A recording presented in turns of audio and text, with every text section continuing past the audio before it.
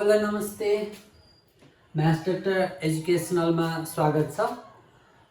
आज मैले geometric progression GP सम्बन्धी टपिक्स लिएर आएको छु। अगाडिका एपिसोडहरुमा मैले अर्थमेटिक प्रोग्रेसन सम्बन्धी सम्पूर्ण कुराहरू पढाइसकेको छु। अब अर्थमेटिक प्रोग्रेसन जानिसकेपछि ज्योमेट्रिक प्रोग्रेसन जान्न एकदम सजिलो छ। कन्सेप्ट उस्तै छ, अलिकति मात्रै थोरै मात्रै फरक छ, तर अब सबै बुझ्नुहुन्छ, सजिलै बुझ्नुहुन्छ। म अर्थमेटिक प्रोग्रेसनको जति डेप्थमा यसमा जान्न, किन भन्दा हामी सजिलै बुझ्छौँ। जस्तो अझै पनि म अर्थमेटिक प्रोग्रेसनको पनि अलिअलि रिभाइज गर्छु। अर्थमेटिक प्रोग्रेसनमा एपी भनेको के भनेको थियौँ मैले? Difference equal. यो याद गरौँ। अझै पनि अर्थमेटिक प्रोग्रेसन भन्न साथै हामीले के बुझौँ? डिफरेन्स इक्वल भनौँ। अब ज्योमेट्रिक प्रोग्रेसन भनेको चाहिँ के हो त? जीपी। जीपी भनेको a progression is said to be GP if the ratio between a term and preceding preceding term, ratios between a term and preceding terms are equal to the whole sequence, whole progression.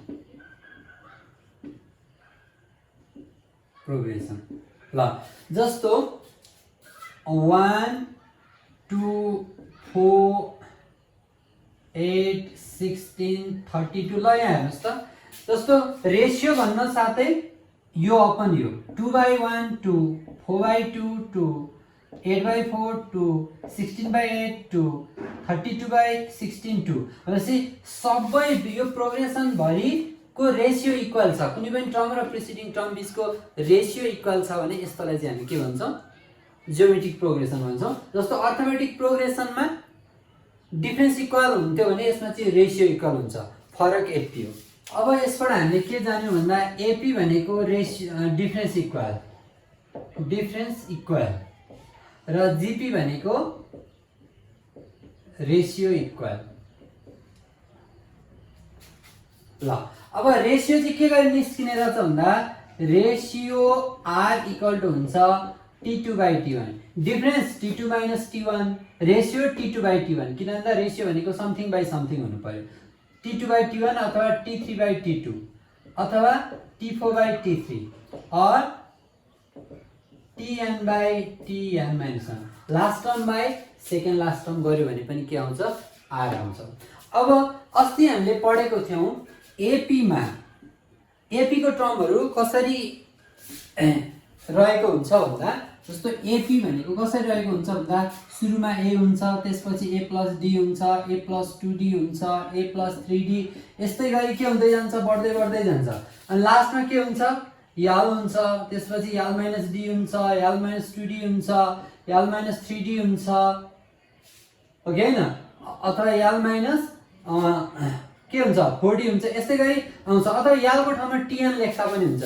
tn - d, tn - 2d, tn - 3d, tn - 4d यस्तै आउँछ।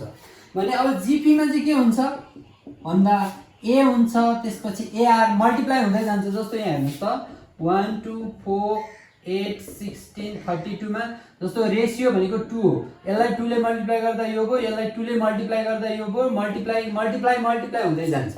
भनेपछि अब यो concept यो बुझिसकेपछि सजिलो हुन्छ। जस्तो a + d छ भने ar square, ar cube, ar4 यस्तै हुँदै जान्छ भने लास्टमा यल हुन्छ, यल/r। जस्तो यहाँ हेर्नुस् त 32 16 थियो नि अघि, 8 4 थियो भने अब योबाट पछाडिबाट हामी अगाडि आउने हो भने यो अपन यो भनेपछि 32/2 गर्नु पर्यो। 2 भनेको रेशियो, 32/2 गर्यो भने 16 आयो, 16/2 8, 8/2 4 भनेपछि रेशियोले डिभाइड हुँदै आउनु पर्यो। भनेपछि यहाँ के हुने हो त? यल/r स्क्वायर, यल/r क्यूब, यल/r4 यस्तो तरिकाले चाहिँ हाम्रो के हुन्छ? ज्योमेट्रिक टर्म गएको हुन्छ। ठीक छ। त्यसो भए अब फर्मुला हेरौँ त। T1 भनेको के हुने रहेछ A, T2 भनेको के हुने रहेछ AR, T3 भनेको के हुने रहेछ AR स्क्वायर, T4 भनेको के हुने रहेछ त AR क्यूब। अब यसबाट जाने हो भने यहाँ हेर्नुस् त A यसमा R छैन भनेपछि 0 1 - 1 गर्न मिल्यो। 1 - 1 भनेको 0, R को पावर 0 भनेको 1, 1 * A भनेको A। अब AR को पावर 1 भने यो भनेको केही छैन 1, 2 - 1। अब AR को पावर 3 - 1 गर्न पाइयो यहाँ AR को पावर 4 - 1 गर्न पाइयो भनेपछि अब यस्तै गरी जाने हो भने Tn चाहिँ के हुने रहेछ त भन्दा सबैमा A छ A, सबैमा R छ R, तर 1 2 3 4 लाई हामीले n भन्छौं माइनस सबैमा 1 छ। यो नि Tn को फर्मुला हो। ल अब AP मा Tn के थियो A + n - 1 D थियो र GP मा Tn के हुने रहेछ त भन्दा AR को पावर n - 1 हुने रहेछ। यो -1 कहाँ हो पावरमा हो, फेरि झुकेर पनि AR को पावर n - 1 यस्तो नलेख्नु, यो -1 पावरमा हो। AP र GP म दुईटै देखाउँछु, अझै पनि पहिलाको पनि रिभाइज हुन्छ। अब सेकेन्ड टर्म भन्नु भने AP मा के लेख्थ्यौं A + D लेख्थ्यौं भनेपछि अब यसमा AR लेख्नु पर्यो। थर्ड टर्म भन्नु भने के लेख्नु पर्यो A + 2D लेख्नु पर्यो, यसमा AR स्क्वायर भन्नु पर्यो। फिफ्थ भन्नु भने फिफ्थ टर्म भन्नु भने A + 4D हुन्छ, सधैँ A कम हुन्छ। अब यसमा चाहिँ AR को पावर 4, यहाँ पनि पावर 1 कम हुन्छ, टर्ममा पावर 1 कम हुन्छ। यहाँ 5 भन्दा 4 हुन्छ, 3 भन्दा 2 हुन्छ, 2 भन्दा 1 हुन्छ। अब त्यसै गरी T20 भन्नु भने A + 19D हुन्थ्यो यसमा, अब यसमा AR को पावर 19 हुन्छ, किन भन्दा n - 1 D छ नि त फर्मुलामै। 20 भन्नु भने 20 - 1 19 हुने। अब T100 हुँदा यसमा के हुन्थ्यो A + 99D हुन्थ्यो भने यसमा चाहिँ AR पावर 99 हुन्छ। यो तरिकाले जान्नु होला, ठीक छ। यहाँ के भनेको छ भन्दा find the number of terms भनेपछि n कति हो, नम्बर अफ टर्म 2 4 8 10 गरेर 512 पुग्दाखेरि कतिवटा टर्म हुन्छ n पत्ता लगाउनुस् भनेको, ठीक छ। त्यसो भए यो के हो A हो, यो के हो Tn हो, लास्ट टर्म हो है। अब त्यसो भए सल्युसनमा 1 को सल्युसनमा फर्स्ट टर्म यो एकदम गर्ने तरिका सिकाइराखेको छु। फर्स्ट टर्म यस्तै गरी लेख्ने A = 2 कमन रेशियो, यो सबै GP हो, कमन रेशियोलाई हामी R भन्छौं। R भनेको T2/T1 = 4/2 = 2, जुन गरे पनि हुन्छ, यो बाइ यो गरे पनि हुन्छ, यो बाइ यो गरे पनि हुन्छ। अब लास्ट टर्मलाई याद भने पनि हुन्छ, यसमा हामी टर्ममा Tn भन्छौं = 512। नम्बर अफ टर्म्स लाई हामी n भन्छौं, यो = what we have। अब हामीले के को फर्मुला लगाउने, Tn को फर्मुला लगाउने, Tn = AR को पावर n - 1। अब Tn भनेको के हो, Tn भनेको 512 हो, A भनेको कति हो 2, R भनेको 2 को पावर n - 1। अब के हुन्छ, यसलाई 2 ले क्यान्सल गरिदिउँ, 2 2 जा 4 कति रह्यो 1 रह्यो, 2 5 जा 10 1 रह्यो, 12 2 6 जा 12।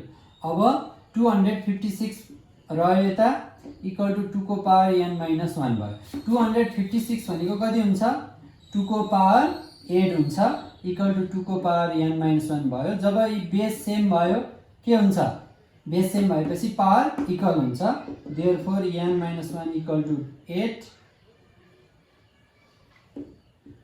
n = 8, यो 8 + 1 और n = 9। अब हाम्रो कतिवटा टर्म रहेछ त 9 वटा टर्म रहेछ, therefore number of terms n = 9। त्यसैले 2 नम्बरमा के छ भन्दा which term of the sequence 7 14 28 56 dot गरेर 1792 हुन्छ अरे। which term of the sequence 7 14 28 56 गर्दै जाँदा 1792 1792 चाहिँ कतिौं टर्म पर्छ अरे, जस्तो 4th term 5th term 6th term 20th term कतिौं टर्ममा पर्छ भनेर सोधेको हो। यो पनि के हो त यस्तै गरी n को भ्यालु निकाल्नु हो। यसलाई कुन टर्म हो भनेर सोध्यो भने त्यसलाई n टर्म हो भनेर लेट गर्ने। n टर्म गरेपछि n को भ्यालु निकाल्ने। n 10 आयो भने यो इट इज 10th टर्म भन्ने, n 20 आयो भने इट इज 20th टर्म भन्ने। अब कोही बेला यही क्वेसनलाई इज दिस अ टर्म भनेर सोध्छ, यो टर्म हो भनेर सोध्छ, यसलाई tn मानेर n को भ्यालु निकाल्ने। n को भ्यालु पोजिटिभ इन्टिजर्स आउँछ भने यस इट इज टर्म भन्ने, नेगेटिभ अथवा फ्र्याक्सनल नम्बर डेसिमल नम्बरहरुमा आयो भने it is not a term भन्ने है त। ल 2 नम्बरको सल्युसन। First term a equal to कति छ 7 common ratio r equal to कति हुन्छ t2/t1 इक्वल टु 14/7 भनेको 2 आयो। अब विच टर्म भन्ने साथै नम्बर अफ टर्म निकाल्ने हो। tn इक्वल टु कति nth टर्म अथवा tn एउटै हो। nth टर्म दिएको छ कति 1792। अब नम्बर अफ टर्म यो यहाँ कतिौं टर्म हो भनेर सोध्दाखेरि nth टर्म हो भन्ने, त्यो n टर्म भनेको n को भ्यालु निकाल्यो भने हो। क्वेसन अलिकति घुमाएको यस्तै हो, फरक क्वेसन तर एउटै हो सोधेपछि। अब वी हैव tn को फर n टर्म भन्नु र tn भन्नु एउटै हो। n term equal to a r को पावर n - 1 लगाउने। tn भनेको 1792 इक्वल टु a भनेको कति भयो 7 भयो। a अनि फेरि यो r भनेको 2 n - 1 थाहा छैन। ल अब यसले क्यान्सल गर्दियौ, यता आउँदा डिभाइड हुन्छ, डिभाइड हुनु भनेको क्यान्सल हो। 7 2 जा 14 3 रह्यो, 7 5 जा 35 4 रह्यो, 7 6 जा 42 256 इक्वल टु 2 को पावर n - 1 फेरि पनि अहिकै आयो आन्सर। 256 भनेको 2 को पावर 8 हो इक्वल टु 2 को पावर n - 1 और n - 1 इक्वल टु 8 आयो, n इक्वल टु 9 आयो। देयरफोर अब के भन्ने भन्दा 1792 इज द भ्यालु अफ कति term 9th term. 9th term को भ्यालु चाहिँ यति रहेछ भनेर गर्ने। देख्दा चाहिँ फरक जस्तो छ तर क्वेसन सोधेको एउटै हो, n को भ्यालु निकाल्नु पर्ने हो। कतिवटा टर्म छ भनेर सोध्यो अघि चाहिँ, यो चाहिँ कतिौं टर्म हो भनेर सोध्यो। आखिर जतिवटा टर्म भने पनि यसलाई n टर्म मान्ने अनि गर्ने अनि n को भ्यालु पत्ता लगाउने। अब थर्ड नम्बरमा थर्ड को सल्युसन हेर्नु त के भनेको छ। If 6 time 10th term of GPR 64 and 1024 1024 respectively तपाईलाई यहाँ दुईटा टर्म दिएको छ, 6 टर्म र 10th टर्म को भ्यालु दिएको छ र 8th टर्म पत्ता लगाउनु पर्छ। जस्तो तपाईले पहिला पत्ता लगाउनु पर्ने कुरा के हो भन्दा T8 हो। T8 भनेको AR को पावर 7 भनेपछि तपाईलाई A पनि थाहा पाउनु पर्यो R पनि थाहा पाउनु पर्यो। तर यहाँ A र R केही पनि दिएको छैन। तर यहाँ के दिएको छ दुईटा टर्म दिएको छ, दुईटा टर्मबाट दुईटै इक्वेसन आउँछ। जस्तो दुईटा इक्वेसन सल्भ गरेर हामीले A र B अघिल्लो एक्सरसाइजमा निकालेका थियौं भने अब यहाँ पनि त्यस्तै गर्छौं। अब यहाँ सल्युसनमा के दिएको छ भन्दा हामीलाई 6 टर्म इक्वल टु दिएको छ हामीलाई 64। अब 6 टर्मलाई हामीले अब यो अर्थ ज्योमेट्रिकमा के लेख्छौं AR पावर 5 लेख्छौं इक्वल टु 64। यसलाई इक्वेसन फर्स्ट मान्दिने। अब फेरि 10th टर्म इक्वल टु कति छ 1024 छ भने 10th टर्मलाई AR को पावर 9 इक्वल टु 1024 भनेर लेख्छौं सेकेन्ड। जस्तो हामीले अघिल्लो एपिसोडहरुमा अर्थमेटिक प्रोग्रेसनका दुईटा टर्म यसरी दिँदा हामीले के गर्ने भन्दा सेकेन्ड इक्वेसनबाट फर्स्ट इक्वेसन माइनस गर्दाखेरि त्यहाँ के क्यान्सल हुन्थ्यो A क्यान्सल हुन्थ्यो अनि D को भ्यालु निकाल्थ्यौ, D को भ्यालु राखेपछि A को भ्यालु आउँथ्यो। अब यहाँ चाहिँ के गर्ने भन्दा यहाँ चाहिँ के गर्नुपर्छ भन्दा GP मा चाहिँ डिवाइड गरिदिनु पर्छ। सेकेन्ड ठुलो पावर भएकोलाई सानो पावरकोले के गर्दिने डिवाइडेड गर्दिएपछि A क्यान्सल हुन्छ अनि R को भ्यालु आउँछ। अब यहाँ चाहिँ के गर्नु पर्यो dividing equation second by first we get के हुन्छ। अब के हुन्छ सेकेन्ड भनेको AR 9 इक्वल टु 1024 छ, फर्स्ट भनेको अब AR 5 अपन 64 छ। अब यहाँ के हुन्छ AA क्यान्सल हुन्छ, R यहाँ 5 वटा छ यहाँ 9 वटा छ, 5 वटा गयो अब 4 वटा बाँकी, यहाँ R4 बाँकी रह्यो इक्वल टु अब यहाँ कति हुन्छ 8 8 जा 8 1 जा 8 2 रह्यो 8 2 जा 16 6 रह्यो 8 8 जा। अब यहाँ कति हुन्छ 8 1 जा 8 6 जा भनेपछि r4 इक्वल टु 16 आयो। अब r4 इक्वल टु यहाँ पावर 4 छ भने यहाँ पनि पावर 4 बनाउने, यसलाई 2 को पावर 4 बनाउन मिल्छ, देयरफोर r को भ्यालु 2 आयो। अब r आइहाल्यो, r आएपछि एउटामा राख्नु, इक्वेसन फर्स्टमा राख्नु, a आउँछ। Putting the value of r in equation फर्स्टमा राख्ने हो भने कति हुन्छ हेर्ने त, a r को पावर 5 भनेपछि 2 को पावर 5 इक्वल टु 64। अब यहाँबाट कति हुन्छ, a भइगयो 2 को पावर 5 भनेको 32 इक्वल टु 64।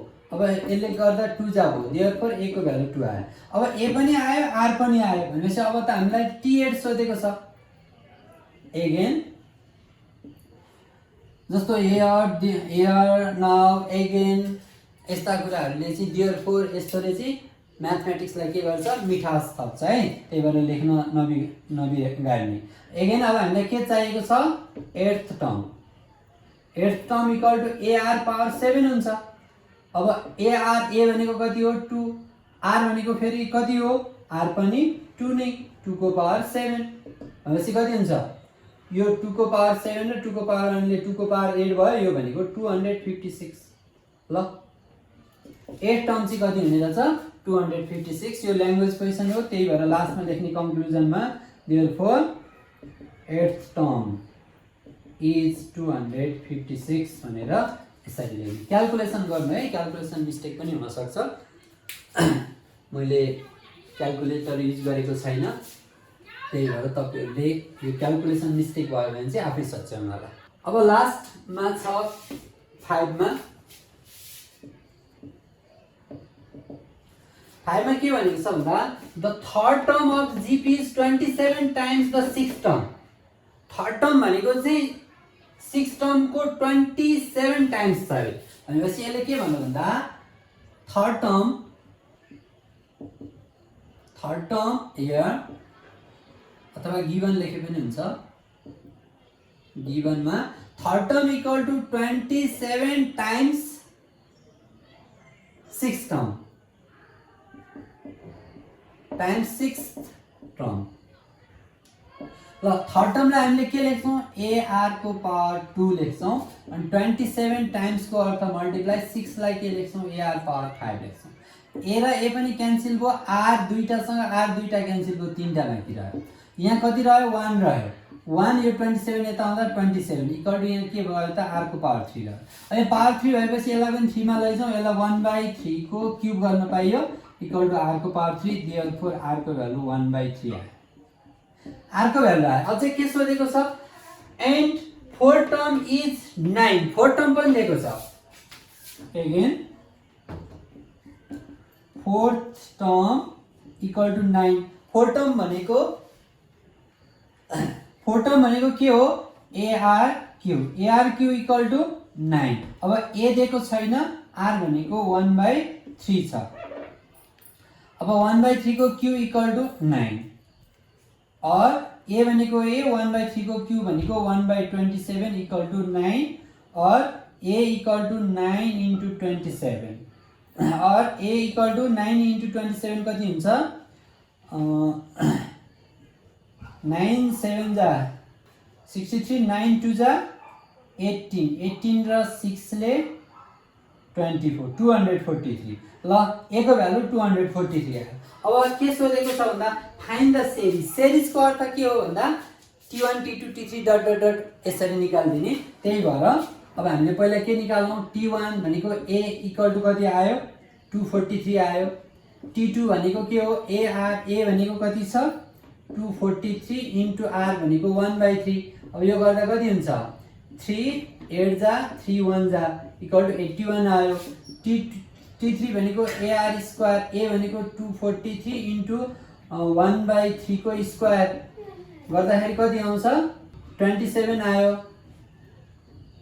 अनि अब t4 भनेको के हुन्छ, ar क्युब हुन्छ। यी t4 त दिएकै पनि छ क्वेशनले सिधै, t4 भनेको यी 9 दिएको छ, 9 देयरफोर सिरिज भनेको छ कि सिक्वेन्स, सिरिज series is के हुन्छ त भन्दा T1 T2 T3 गर्दै राख्दिने 243 series भनेको भएर प्लस साइन राख्दिने 81 plus 27 plus 9 plus dot dot dot यही नै आन्सर हो। ल यसरी अर्थमेटिक प्रोग्रेसन चाहिँ ज्योमेट्रिक प्रोग्रेसनको पनि सजिलै गर्न सकिन्छ। कन्सेप्ट बुझ्नु होला, फर्मुला बुझ्नु होला। जस्तो T5 भन्न साथै AR को पावर 4 भनेर जान्नु होला, T20 भन्न साथै AR को पावर 19 भनेर जान्नु होला। यति जानिसकेपछि कहिले पनि प्रब्लम आउने छैन। ल यदि कुनै पनि प्रब्लम आएमा मेरो भिडियो हेरेर त्यसमा भिडियोको कमेन्ट बक्समा कमेन्ट गरिदिनु होला र यसलाई अन्तिमसम्म हेरेर माया गरिदिनुहुन्छ भन्ने पूर्ण आशाका साथ आजको एपिसोडबाट बिदा हुन्छु। By by.